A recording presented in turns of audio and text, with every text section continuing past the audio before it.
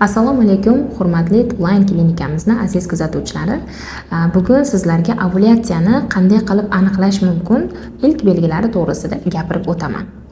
Ovulyatsiya ayol kishida bir oyda bir marta kuzatiladi. Ayrim holatlarda oyiga 2 marta ham ovulyatsiya kuzatilishi mumkin. Ayrim ayollarimizda juda ham kam, 2-3% holatlarda.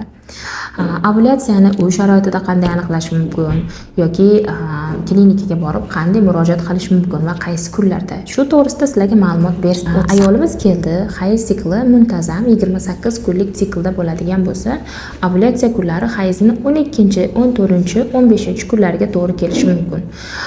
Va ovulyatsiyani qanday qilib aniqlashimiz mumkin? U ayolda o'zi o'zgaruvchanlik olib keladimi, sezadimi ayol deganda men ha yoki yo'q deb javob bergan bo'lardim. Chunki ayrim ayollarimiz o'ta darajada sezuvchan, ayrim ayollarimiz umuman hech narsani sezmaydi, lekin ikkalasida ham ovulyatsiya jarayoni sodir bo'ladi. Masalan, hayzimizda o'rtasiga kelganda hayz sikli, masalan, 28 kunlik hayz siklida hayzining 14-kunlariga yaqin birozgina qindan shilliq ajralma, cho'ziluvchan, tuxumda oqidek, hech qanday ko'k rangli yoki bo'lmasam oppoq emas, tuxum oqidek, tiniq, prozrachniy suyuqlik ortadi, cho'ziluvchanligi ham ortadi. Bu nima hisobiga? O'sha estrogenimiz pikka chiqqan paytda shu holat bo'ladi. Ya'ni estrogen, progesteron miqdori yuqoriga ko'tariladi. Shu hisobiga ayol kishida belgilari bu qindan suyuqlik ajralma kelishi ortishi va aynan o'sha kunlarda qovuq sohasida, ya'ni qorin pastida biroz og'riqlar kuzatiladi. Nima sababdan?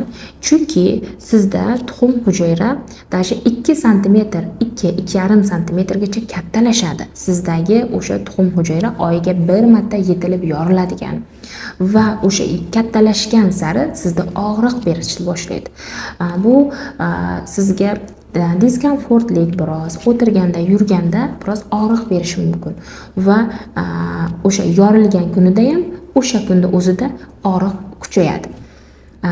Va keyingi belgisi qindagi ajralmani o'sha yorilgan kunida birozgina qonli yoki biroz jigarrang surkalma bo'lib kelishi mumkin.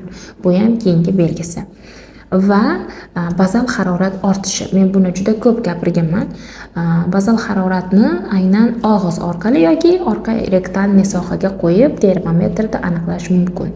Bunda bazal haroratimiz 0,4-0,7 gradusgacha ko'tariladi. Ko'tarilib agar tushib ketmasa, bu sizda homiladorlik degani. Agar ko'tarilib 1-2 kun ko'tarilib tushsa, demak sizda o'sha hayzingizga yaqin tushadigan bo'lsa, demak homiladorlik sodir bo'lmadi, sizda hayz kelishi mumkin degani. Bu eski metodlardan biri, lekin hali ham qo'llaniladi.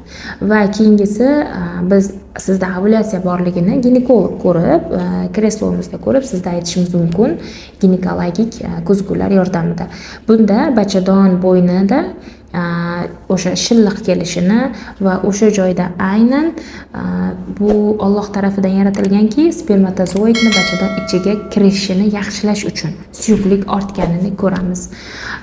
Va keyingisi sizda hayzingiz o'rtasida o'sha LG test qilsangiz, LG ni yuqori pikka ko'tarilish hisobiga ertalabki siydingizda tiniq ikkita poloska chiqishi mumkin.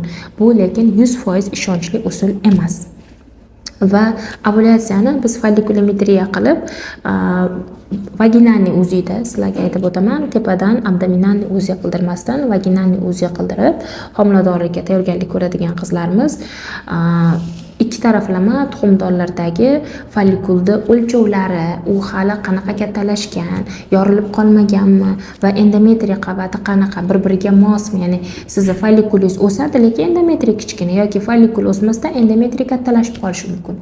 Shu holatlar kuzatilganmi yoki hammasi normadanmi, ikkalasi bir-biriga mutanosibmi? Buni ko'rib o'tsak bo'ladi. Va keyingisi bizda o'sha ko'krakdagi sezgirlik suyuqlik ortishi hisobiga, bu ham gormonlarda o'zgarish hisobiga hayzda o'rtasida ham ko'krakda sezuvchanlik ortadi. Lekin hech qanday suyuqlik boshqa kelmasligi kerak. Biroz sezgirlikni ortishini sezadi ayollar. Ayrim ayol sezadi, ayrimlar sezmaydi. Bu ham gormonlaringiz hisobiga. Va keyingisi jinsiy xohishda libidoni oshishi.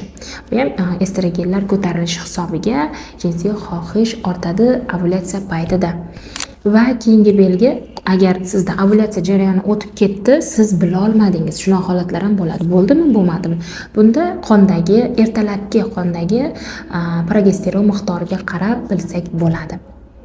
Yuqoridagi ko'rsatkichlar sizda qay holatda o'zgargan? Siz ovulyatsiyani sezgansizmi yoki yo'q? Buni izohlarda yozib qoldiring. Albatta sizga javob beramiz. Bizni kuzatishda davom eting. Bizni aynan YouTube kanalida, Instagramda va Telegram kanalimizda kuzatsangiz bo'ladi. Qabul uchun quyidagi raqamlarga qo'ng'iroq qilib bog'lanishingiz mumkin.